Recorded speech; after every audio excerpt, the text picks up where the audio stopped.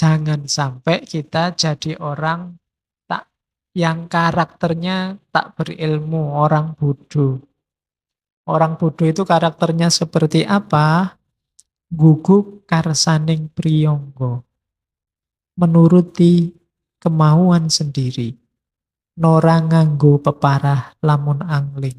Bila berbicara tanpa dipertimbangkan. Lumuh ingaran balilu. Tidak mau dianggap bodoh. Uger guru aleman. Maunya dipuji-puji. Sakarepe dhewe ingin menang terus. Kalau ngomong ndak dipikir dulu, dianggap bodoh ndak mau, pinginnya dipuji terus. Itu ciri valid pas untuk orang yang tak berilmu. Dimanapun kalian ketemu orang ini, sendaki, apa sendaki itu, setinggi apapun omongannya, dia sebenarnya tidak berilmu. Orangnya los. Los itu ndak ada remnya. Nggak ngerti apa yang harus diomongkan dan apa yang jangan diomongkan dan bagaimana cara ngomongnya. Kebalikannya ini. Menuruti kemauan sendiri, ngomongnya tanpa pertimbangan, dianggap bodoh nggak mau, minta dipuji terus. Menganggap dirinya itu baik terus. Alamat orang bodoh. Siapapun yang menganggap dirinya selalu baik, itu alamat dia nggak pinter. Bodoh. Kebalikannya. Manusia yang sudah waspada terhadap situasi, nanging janmo ingkang wus waspadeng semu, sinamun ing samudono.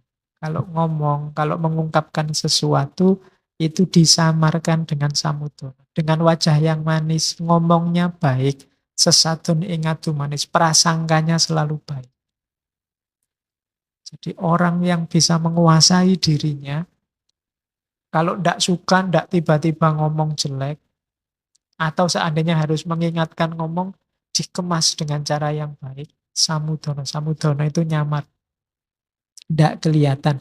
Kadang-kadang yang diingatkan sana, ngomongnya ke sana. Biar sini terasa. Itu orang pinter. Jadi, bedanya orang pinter dan orang tidak pinter, itu kalau di sini yang pertama-tama cara ngomong. Kalau ada orang los, ngomong, ndak dipikir dulu. Kalau di Mas Mbok ngomongnya dipikir.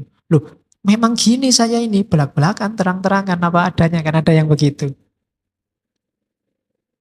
Loh, kalau semua orang belak-belakan, terang-terangan, bisa buyar dunia ini. Setiap kali ndak suka, ngomong. Setiap kali ndak cocok, ngomong. Tawuran mesti. Kenapa? Ya setiap orang isi kepalanya beda-beda. Nggak cocok atau kamu pakai baju batik itu kok nuani koyo. Padahal kan cukup diatur gimana caranya ngomongnya. Seandainya harus diomongkan atau kalau nggak perlu diomongkan ya nggak usah diomongkan. Milih warna kok hitam. Warna itu yang cerah, yang itu kan nggak cocok juga. Kalau ini tak omongkan juga kan tawuran. Aku bisa tawuran sama kamu, sama kamu. Banyak yang nggak cocok. Model rambut kok kayak gitu. Misalnya, ya kan nggak cocok aku. Kalau apa ya terus tak omong ya kan nggak. Oke, ya sekarang enggak ada. Sini model rambutnya bagus-bagus.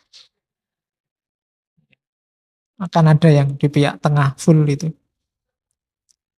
Zaman dulu. Ngarani model bokong. Jadi, dulu Rano Karno zaman dulu. Oke, enggak. Jadi jangan dikira orang yang belak-belakan terang-terangan itu baik katanya. Enggak. Itu menunjukkan orang enggak bisa mengekang dirinya. Menunjukkan dia enggak pinter. Dianggap bodoh ndak mau. Pengen dipuji. Kalau ada orang ngomong, saya itu ya sukanya belak-belakan gini. Itu berarti dia sebenarnya pengen dipuji. Wah, bagus sampean jujur. Kan pengen gitu.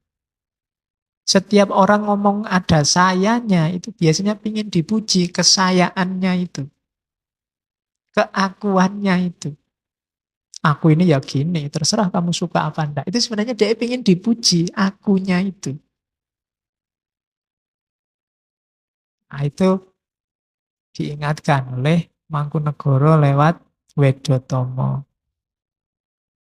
Ada lagi lanjutannya, ciri selanjutnya orang tidak berilmu. Si Pengung Nora Nelegowo, Sang Soyordo Deniro Cacariwis. Seorang dungu tidak menyadari bahwa bualannya semakin menjadi-jadi. Ngandar-andar angen dukur. Bicara makin ngelantur. Kandane Nora Kaprah. Bicaranya tidak masuk akal, tidak jelas. Soyo elok aleng kolong kanganipun. Makin aneh dan tidak ada putusnya. Si Wasis Waskito ngalah. Ngalingi marang si Pingging. Yang pandai waspada mengalah. Menutupi aibnya si Tolong. Jadi ini lanjutannya, ngomongnya ndak jelas, ngomongnya ngelantur, ndak masuk akal. Ngeyele pol. Nah, kalau gini rumusnya apa? Si Wasis Waskito ngalah. Kita sering pakai kalimat sing waras ngalah. Ada yang ndak setuju. Hari ini ada yang bilang yang waras jangan ngalah, yang orang ndak bisa. Kalau kamu ndak ngalah, kamu gegeran sama orang yang modelnya kayak gini. Hasilnya apa? Debat ndak jelas. Hasilnya kamu masalahnya ndak selesai, musuhmu tambah banyak. Jadi kalau memang ingin meluruskan, ndak usah dilawan dia. Kasih tahu saja mau itu hikmah atau jadal. Cuma jadal itu ngelawan. Jangan dilawan. Jadi ngalah dalam arti kalau ada orang ngelantur kayak gini ngeyel ora gelem kalah, bahasamu hari ini apa? Dogmatis mesti benar mesti apik. Jangan dilawan, kamu ngalah. Ngalah dalam arti jangan ditabrak langsung. Kalau kamu tabrak langsung tidak menyelesaikan masalah, cuma nambah masalah. Jadi benar sing waras ngalah. Dakwalah dengan hikmah. Jangan diajak tawuran. Mesti ngeyel. Tidak akan selesai. Ya sudah. Tunggu dia sampai lerem, bahasa Jawa nih, sampai situasinya memungkinkan, masuklah dengan omongan, masuklah dengan contoh perbuatan. Jangan dilawan saat itu. Kalau dilawan tidak ada habisnya kayak kamu diskusi selamat hari Natal kemarin. Siapa melawan siapa tidak jelas. Hasilnya kan tawuran. Itu kan musiman, tahunan. Iya, tiap Natal gegeran, nanti tahun baru ya gegeran. Sekarang sudah mulai. Jangan rame-rame di tahun baru. Padahal yang ngelarang rame-rame yang paling rame. Ya kan, tawuran. Itu Januari tahun baru. Nanti bulan Februari rame lagi. Valentine Day. Haram apa halal. Ya kan, mesti tawuran terus, tidak ada akhirnya. Mbok kamu ngasih dalil apa aja, yang ada di kubu kanan ya di kanan, yang ada di kiri ya di kiri. Dengan dalilnya masing-masing. Maka sing waras ngalah. Jangan nambah situasi. Kalau kita sudah wasis waskito waras, ya jangan ikut-ikutan gegeran kayak anak kecil. Menunjukkan kita belum matang kalau ikut di sana. Jadi ya ben lah. Ditunggu dulu sampai situasi jernih, sampai orang saling terbuka, saling mau menerima manfaat dari sesamanya baru jalan. Tapi kalau lagi panas-panasnya itu, kamu masuk lewat jalur manapun, ditabrak dari arah berlawanan mesti. Oleh yang berbeda pandangan. Jadi itu karakternya. Jadi kemarin kalau ada yang tanya, dari mana kalimat sing waras ngalah, kita sekarang punya referensi. Ya. Oke. Mempertajam rasa.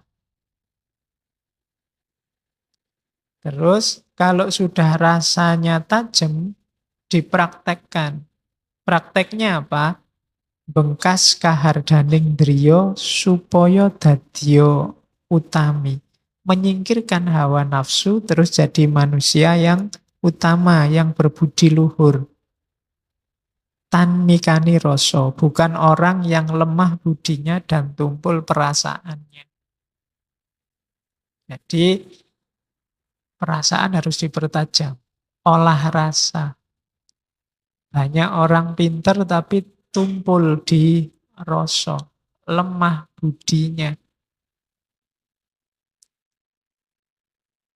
Kemudian karena itu, jadi kalau orang sudah perasaannya tajam, bisa menyingkirkan hawa nafsu, kemudian rasanya tidak tumpul lagi, maka hidupnya jadi indah. Cirinya apa? Wus sengsem reh ngasamun. Terpesona kehidupan rohani. Nah, ini coba dicek kita sendiri ya, mana yang lebih menarik bagimu? Kejayaan lahiriah atau ketentraman rohani, kebahagiaan rohani. Itu tinggal milih. Kalau kamu kesengsem kehidupan rohani, berarti kamu on the right track. Kesengsem kehidupan rohani itu bukan berarti kehidupan jasmaninya mbok cuekin. Tapi apapun yang kamu miliki diarahkan untuk ketentraman batin, kehidupan rohani. Kalau kamu sudah masuk ke batin, masuk ke dalam, di sana kamu akan ketemu hakikatnya hidup. Tapi kalau kamu tidak kesengsem dengan yang rohani, gerakanmu mesti keluar. Dan kalau kamu bergerak keluar, kamu mesti yang kamu kejar materi. Kalau dan materi itu tidak akan memuaskan dahagamu, tidak akan ada batasnya. Seneng hari ini, sebentar lagi bisa tidak seneng lagi. Seenak-enaknya kopimu itu, gelas pertama enak, gelas kedua agak biasa sudah, gelas ketiga sudah tidak enak, gelas keempat kamu muntah. Materi. Tapi kalau yang kamu kejar nyamannya rohani, mungkin setengah gelas cukup. Sudah tidak usah lagi, selesai. Nah, itu ketentraman rohaninya. Tapi kalau kamu kuantitas keluar, harus ngambil lagi nih, ambil dua. Kalau enggak dua, yang lain ngambil, rugi aku. Terus itu kan, dan tidak ada batasnya. Ketika kamu ngambil dua, temanmu yang sebelah juga dua. Loh, dia juga dua. Nanti dia, terus aku harus lebih dari yang lain. Nah, perlombaan dunia itu begitu. Maka cirinya, gerakanmu sudah on the right track, kamu kesengsem kehidupan rohani, kamu jatuh cinta dengan dunia rohani. Itu pentingnya olah rasa. Dan nanti di bait selanjutnya ada istilah orang yang kesengsem dengan dunia rohani itu apa? Dia tidak akan marah, dia akan dengan senang hati meskipun dianggap bodoh. Bungah engaran cubluk. Sukeng tias yang den ino, tetap gembira meskipun dihina. Ini berat. Orang yang mengalami kebahagiaan rohani itu dianggap bodoh juga senang-senang aja. Dihina juga gembira-gembira saja. Oh, itu susah. Jangankan dihina, kamu dikomentari agak nyinyir dikit aja kan marahmu luar biasa. Padahal orang maunya ndak ke sana, kamu tafsirkan ke sana. Nah, itu ciri-ciri orang yang tidak kesengsem dengan kebahagiaan rohani. Golek gegeran terus. Nyari masalah terus. Nyari problem. Maka ayo latihan kalau orang Jawa, olah rasa. Tidak cuma olah pikir, ya olah pikir itu nanti jadi jembatan untuk menuju olah rasa. Oke. Jangan iri, jangan dengki. Penyakitnya manusia hari ini gara-gara medsos. Iri, dengki. Dengki itu tidak suka kalau orang lain senang. Senang kalau orang lain susah. Biasanya kelompok sana. Kalau kelompok sana dapat masalah, kamu senang. Nah, siapa suruh milih gubernur itu? Sudah tak bilang.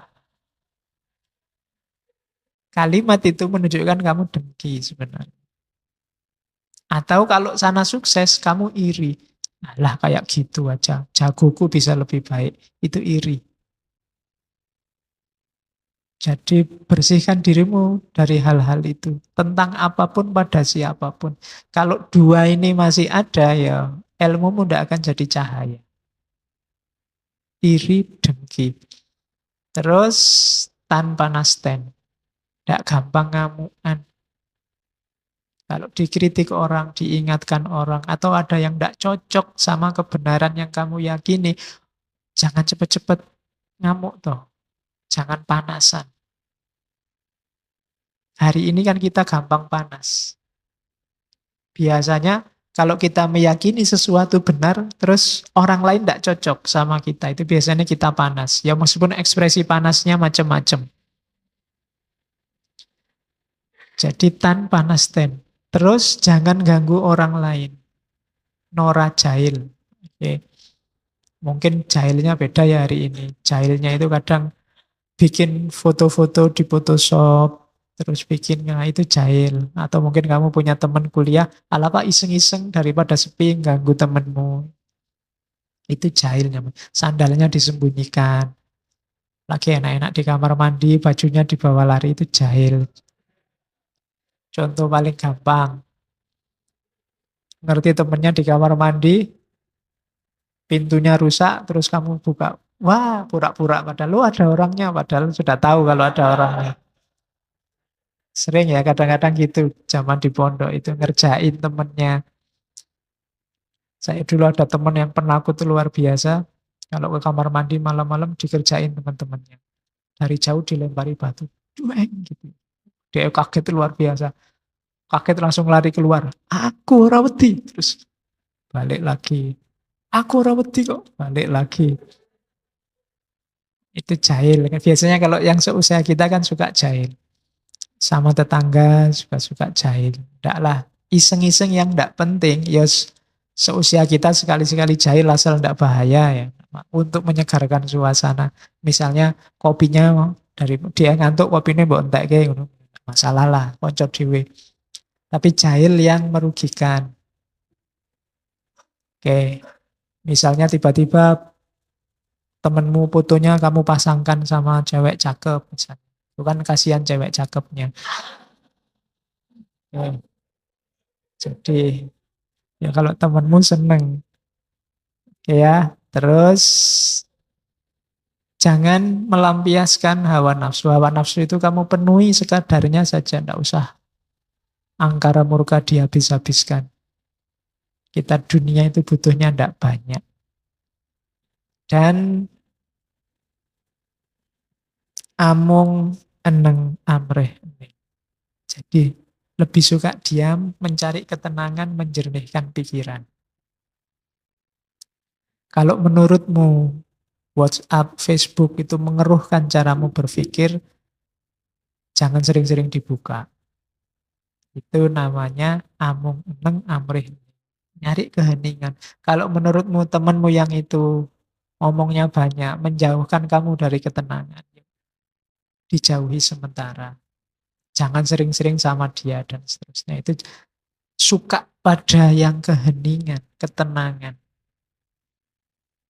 Selama kita menempuh jalan ilmu, jalan tirakatnya. Syukur-syukur kita ada guru yang bijak. Sarjono kang martapi. Sarjono itu guru. Kang martapi itu kalau disingkat SKM. Beda sama SAG, beda sama ya.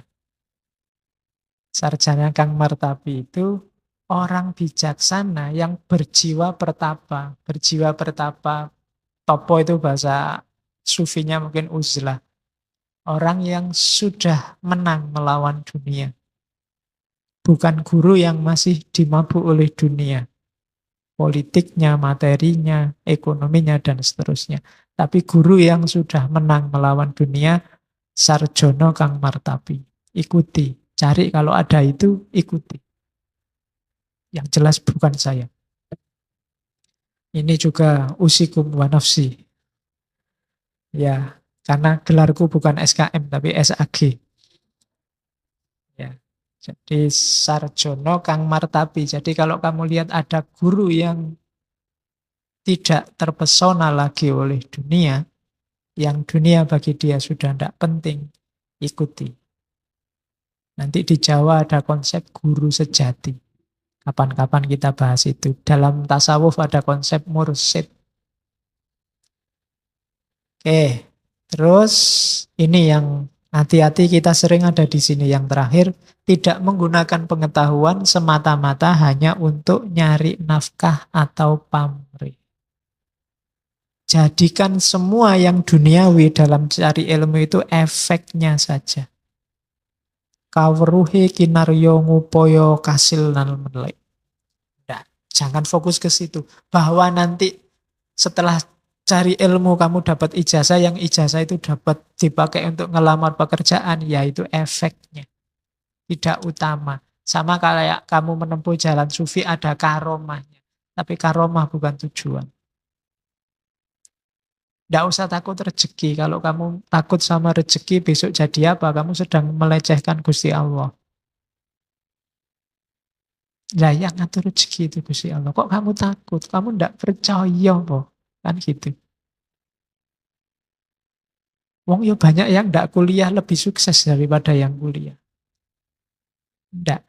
Hari ini susah nyari orang kuliah itu cari ilmu itu berat sekali. Selalu isinya nyari ijazah, nyari kerjaan. Atau paling tidak nyari beasiswa. Loh kalau kamu pinter berkualitas di dunia ilmu nanti dapat karomah namanya beasiswa. Ya kan? Tapi beasiswa jangan jadi tujuan. Nanti dapat karomah tambahan, mungkin dapat kerja. Dapat ijazah, itu karomahnya. Tapi bukan tujuannya. Jadi itu dietnya pencari ilmu yang sejati. Cuma sekarang kalau kampus-kampus itu promosi, kuliahlah di sini. Di sini murni cari ilmu, tidak mikir masa depan, tidak laku kampusnya. Kampus itu mesti yang dipamerin lulus jadi apa sekarang. Oleh pemerintah juga disuruh merumuskan tegas. Kuliah di sini, besok lulusannya jadi apa, itu disuruh merumuskan tegas. Jadi bobot paling beratnya tidak pada keilmuannya. Mungkin ada yang salah. Harus didiskusikan lagi. Kita tidak percaya sama diri kita sendiri, sama Tuhan kalau fokusnya hanya pada kerja sama uang sama materi. Oke. Segala kebaikan, kebahagiaan, jalurnya cuma ilmu. Maka kalian tidak boleh bosen-bosen, tidak boleh pelah-peleh di jalur ilmu. Pokoknya tempuh saja semua, ambil semua. Kayak gado-gado tadi, beli saja semua satu bungkus. Bahwa nanti lontongnya kamu tidak suka, bahwa nanti tahunya kamu nggak suka, gampang. Daripada pas kamu butuh tahu sudah tidak ada. Pas kamu butuh lontongnya tidak ada. Jadi tempuhlah jalan ilmu. Kenapa? Kalau kamu tidak menempuh jalan ilmu, hidupmu akan kacau. Jangan sampai hidup yang hanya sekali ini berantakan. Uripe sepisan rusak. Kenapa kok hidup kita rusak? Nora mulur nalare, pating seluwir. Pikirannya tidak berkembang dan kacau. Kalau orang pikirannya tidak berkembang dan kacau, kadito guo kang sirum. Seperti gua yang gelap. Jadi hidup kita jangan rusak. Karena kalau hidup kita rusak, itu ibarat gua yang gelap. Cirinya hidup rusak apa? Nalarnya tidak berkembang, pikirannya kacau, pating seluwir. Jalan ilmu itu menuntut kita untuk pikirannya tidak pating seluwir. Pikirannya pating seluwir itu isinya banyak tapi tidak jelas. Saya sering ditanya teman, Pak, gimana ya Pak, saya itu baca buku, pas baca paham, setelah baca hilang. Ya kan? Di kepalamu itu pengetahuan banyak, tapi pating seluwir. Nalarmu nggak berkembang. Ilmunya tidak nyambung sama kehidupanmu nyata. Ilmunya tidak bisa jadi penerang. Mungkin terlalu jauh. Kayak istilahnya Ghazali ya. Ada ilmu yang mubadir. Ilmu yang mubadir itu kamu capek-capek belajar, tapi tidak berbuah ilmu itu, tidak berjalan dalam hidupmu. Kamu sejak SD sampai kuliah hari ini kan wis oke yo, mata pelajaran, mata kuliah itu sudah karu-karuan lah. Kadang ya dibolan baleni. Tapi tidak ngefek dalam hidupmu, tidak meningkatkan kualitas hidupmu. Pikirannya pating seluwir, nalare ora mulur. Pikirannya tidak berkembang. Ilmunya hanya dihafalkan dan tidak jalan dalam praksis hidupmu. Ketika ilmu tidak bisa mencahayai hidupmu, maka hidup kita seperti goa yang gelap. Goa yang gelap itu mungkin ono isinya emas, mungkin ada isinya sungai yang indah yang kamu bisa mandi di situ, tapi kamu tidak tahu. Padahal kamu luar biasa loh. Itu kenapa pikiranmu tidak berkembang. Itu ada kalimat yang terkenal, yang sering dikutip orang, termasuk beberapa kali saya kutip. Ngilmu iku kelakone kanthi laku. Lekase lawan kas, tegese kas nyantosani. Setya budya pangekese dur angkara. Ilmu itu dapat dicapai dengan laku. Jadi laku di sini tidak selalu diartikan setelah dapat ilmu terus dijalankan. Tapi ketika menempuh ilmu, kamu sudah melakukan laku. Itu di Jawa. Maka penempuh ilmu juga harus ngerti cara suluknya seorang menempuh ilmu. Kalian menempuh ilmu sambil foya-foya, menempuh ilmu sambil seneng-seneng, menempuh ilmu sambil tidak tirakat sama sekali, tidak ada gunanya. Kenapa tadi ilmumu banyak hilang kayak versi Jawa ini? Karena kamu tidak melakukan laku, tidak ada tirakatnya. Jangankan puasa, disuruh sederhana apa adanya, susahnya luar biasa. Pinginnya kamu selalu wow, selalu mewah, selalu lebih. Tidak jadi ilmu. Jadi ketika kamu berjalan menuntut ilmu itu sudah harus ada lakunya. Jadi ada rumus tirakatnya. Itu di Jawa. Makanya para sufi itu ada uzlahnya, ada riadohnya.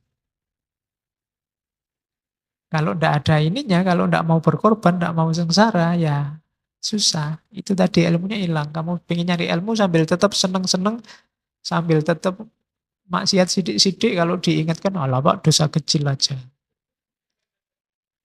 Wudhu aja sudah rontok itu Pak. Jadi, ya enggak, kalau enggak laku ya ilmunya enggak kelakon. Ilmu itu kalau enggak kelakon ya ilmunya enggak manfaat untuk hidupmu. Kalau enggak manfaat, dia enggak bisa mencahayaimu. Mungkin ada dalam dirimu, tapi dirimu seperti gua yang gelap. Itu filosofinya orang Jawa. Dan lekase lawan kas. Kas itu kemauan, keinginan. Bahasa Arabnya niat. Diawali dari niat. Maksudnya kas apa? Niat untuk menguatkan, niat untuk olah rasa tadi, niat untuk jadi manusia utama. Berniatlah, lakukan laku, niatlah untuk melakukan keutamaan dan ketulusan budi untuk menaklukkan kejahatan.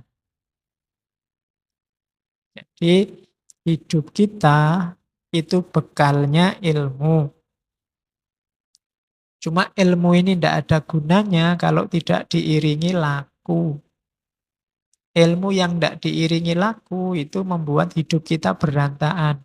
Karena akal kita tidak berkembang, pikiran kita fragmentaris, pating seluwir, dan hidup kita seperti dalam gua. Mungkin kita pinter, mungkin kita punya banyak bekal, tapi tidak mencahayai hidup kita. Hidup kita orang kaya wong pinter. Banyak kan orang yang sarjana, mungkin dokter, mungkin profesor, akhirnya dipanggil KPK. Kenapa bisa begitu? Ilmunya tidak mencahayai hidupnya. Mungkin dia ngerti, mungkin bahkan apal ayat, mungkin juga bisa ceramah. Buktinya kalau ke pesantren, yo para santri cium tangan. Tapi ilmunya sendiri tidak mencahayai hidupnya. Jadi tempuhlah jalan ilmu. Nasihatnya Mangkunegoro 4 dengan laku. Yo gelemlah tirakat. Tirakat itu bukan berarti hidup tidak punya, punya. Tapi kamu ambil secukupnya, kadang-kadang kamu cegah dirimu untuk tidak menikmati yang bisa kamu nikmati. Itu puasa. Makanya saya sering dulu waktu filsafat puasa, hanya orang puasa yang menikmati, ngerti enaknya buka puasa. Kalau kamu tidak puasa, tidak ketemu buka puasa. Maka jalani laku. Yang ingin masa depanmu cerah, mungkin sekarang kamu ragu-ragu, bimbang, tirakatlah. Cari jalur tirakat sesuai yang kamu cocok. Puasalah. Puasa tidak harus dalam arti harafiah kamu tidak makan, tidak minum, Senin, Kemis, Daud, dan kawan-kawan. Itu boleh. Tapi yang jelas, kekang dirimu. Jangan dilampiaskan sekarang. Itu jalannya penempuh ilmu. Terus. Nah, ada istilah triprakara, 3 perkara. Pencari ilmu harus punya karakter lilo, trimo, legowo. Lilo itu lilo lamun kelangan, nora gegetun. Pencari ilmu tidak akan kecewa kalau kehilangan sesuatu. Jadi kayak kalian dibelani ngaji ke sini, itu kan kehilangan sesuatu. Kehilangan waktu, harusnya kamu nonton TV jam segini, sinetron-sinetron banyak. Saya tidak tahu sinetron sekarang apa ya. Zaman saya dulu ada yang legend, sekarang mungkin tidak ada. Anak ABG. Waktu hilang, mungkin capek, harusnya tidur. Saya kalau di rumah enak jam-jam segini tidur. Tapi kan kehilangan waktu istirahat. Tidak apa-apa lilo, demi apa? Demi ilmu. Harus punya watak lilo. Beli buku, tidak masalah. Kehilangan sesuatu, kehilangan duit untuk beli buku. Saya dulu zaman di pondok, kirimannya sedikit. Cuma begitu lihat buku, mesti ngiler. Mau tidak mau harus dibeli. Bahwa nanti setengah bulan uangnya sudah habis, gampang. Mendekati teman yang masak sendiri. Teman yang masak sendiri kan dibantu-bantu apa nanti dapat. Karena duitnya sudah terlanjur buat beli buku. Tidak masalah. Tapi kan kepuasan rohaninya beda kalau sudah baca buku. Dulu tapi. Jadi lilo. Lilo lamun kelangan. Sekarang kan tidak mikir itu. Sekarang duitnya banyak bisa beli. Tidak ada untuk beli. Biasanya yang dikorbankan waktu sama tenaga. Capeknya. Nyari belinya bisa, nyari waktu bacanya yang susah sekarang. Kalau dulu waktu bacanya banyak. Belinya tidak kuat. Zaman dulu di seberangnya UIN itu ada toko buku Gunung Agung. Itu saya termasuk mahasiswa tidak gaul. Karena kalau ada waktu kosong, mesti nongkrong di buku itu. Dan zaman dulu toko buku tidak kayak sekarang. Sekarang semua buku kan diplastiki. Jadi kamu tidak bisa baca. Meskipun diam-diam kadang mbok suwek dewe terus mbok waca. Iya, untuk lihat isi. Kalau dulu bisa berjam-jam di toko buku, kadang mulai jam 8 kuliah jam pertama, jam setengah 9 sampai jam setengah 1 di situ. Lumayan. Surganya pencari ilmu itu toko buku yang bisa dibaca di tempat.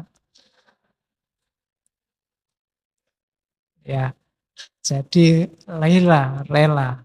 Tetap ada yang harus dikorbankan. Nggak boleh cari enaknya saja, pasti ada yang harus dikorbankan. Kalau nggak lilo, ya nggak jadi mencari ilmu.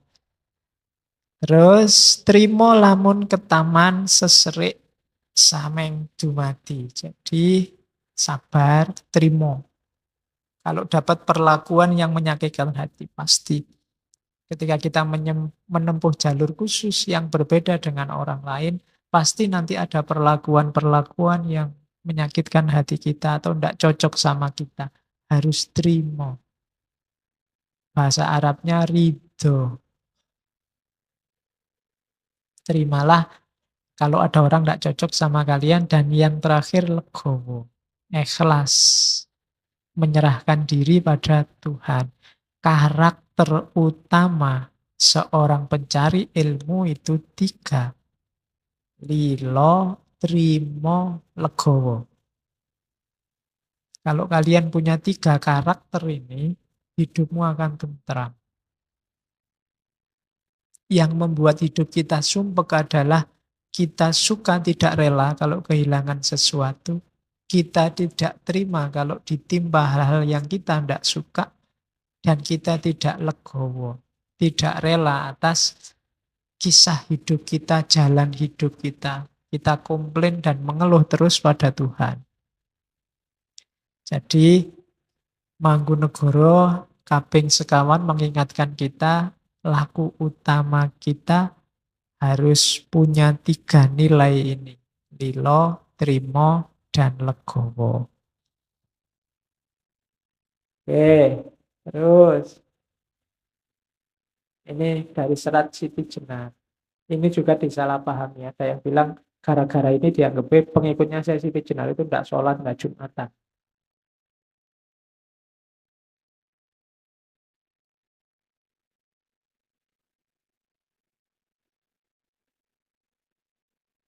Ada muridnya namanya Kilontang. Kilontang ini waktu diinterogasi antara lain yang diucapkan itu. Bukan Kilontong ya. Kamu ngerti ini Kilontong. Oke, nanti jadi stand up. Katanya Kilontang, bersujud-sujud tiap hari Jumat di masjid. Menyembah kesunyian, kesenyapan, kekosongan. Itulah yang kalian lakukan.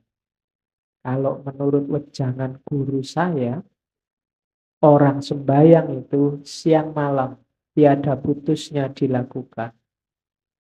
Hai Bonang, karena yang interogasi Sunan Bonang.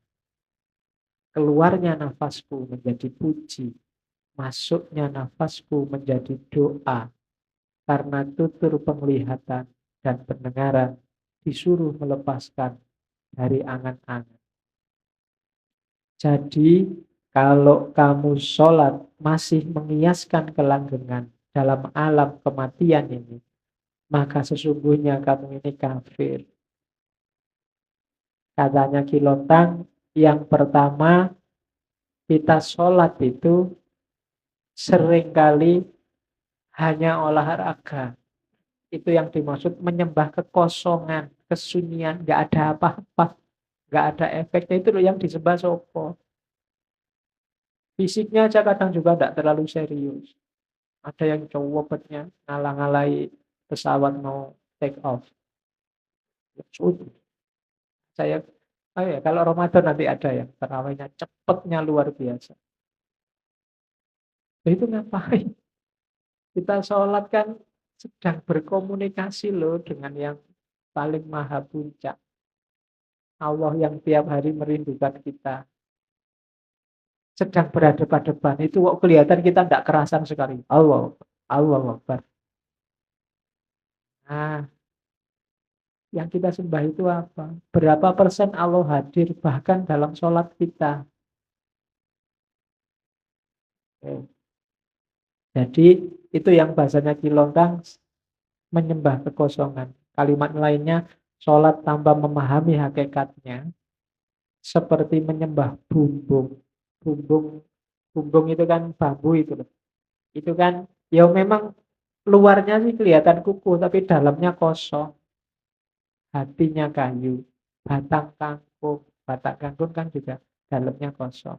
Kosong melompong. Apa dampak. Kolong angin. Bahasanya Jelongkang. Jadi, ya lah, sholat itu tidak begitu. Kalau hanya olahraga, kita sedang nyembah bumbung kosong.